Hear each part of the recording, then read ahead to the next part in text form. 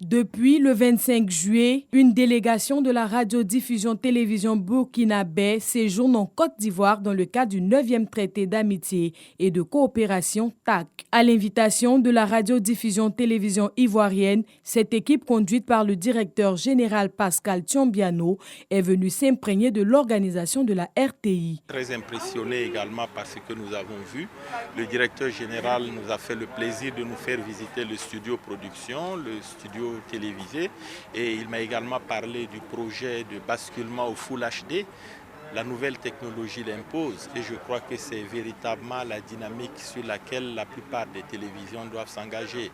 Et sur ce plan, la RTI a une longueur d'avance. Après les studios d'enregistrement et la régie numérique, direction la salle de réunion en présence du directeur général de la RTI et ses collaborateurs pour une séance de travail. Cette réunion aboutit à la signature d'un accord de partenariat entre les deux chaînes.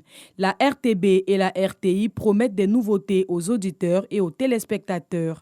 Des échanges de reportages, c'est-à-dire nous allons au niveau de la rédaction de Radio Burkina désigner un reporter ou des reporters qui vont systématiquement, lorsqu'il y a un événement qui pourrait intéresser la RTI Radio, qui va systématiquement envoyer un reportage au niveau de la RTI.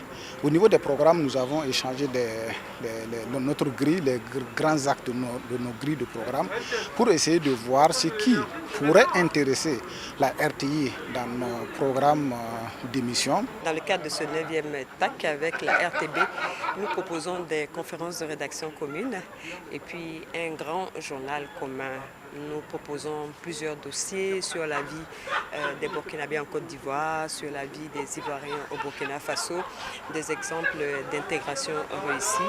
Et les choses se déroulent normalement. Cette année, vraiment, l'innovation, c'est de faire tout en commun. La signature de ce partenariat entre les télévisions sœurs vient renforcer les liens à travers des actes plus concrets, selon les deux directeurs. Nous sommes un pays de grande tradition cinématographique. Vous avez le FESPACO. Nous avons une expérience avérée en matière de production audiovisuelle, notamment en matière de séries. Et je voudrais dire qu'il y a un partage d'expérience qui est tout à fait possible entre nos deux entités. Du côté ivoirien, effectivement, nous avons signé pour l'acquisition également de programmes télé.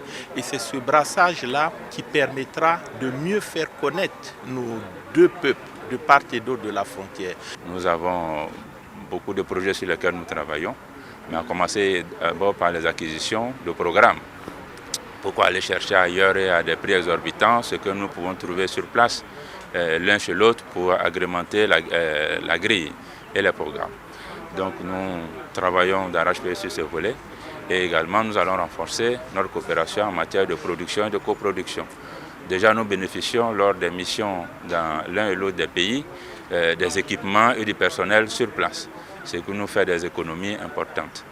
Et donc je dirais que l'horizon s'annonce davantage fructueux pour nos deux entités et la volonté est là, le cadre également, le TAC, et je crois que la RTB et la RTI vont être, j'allais dire, des acteurs clés de la coopération entre nos deux pays.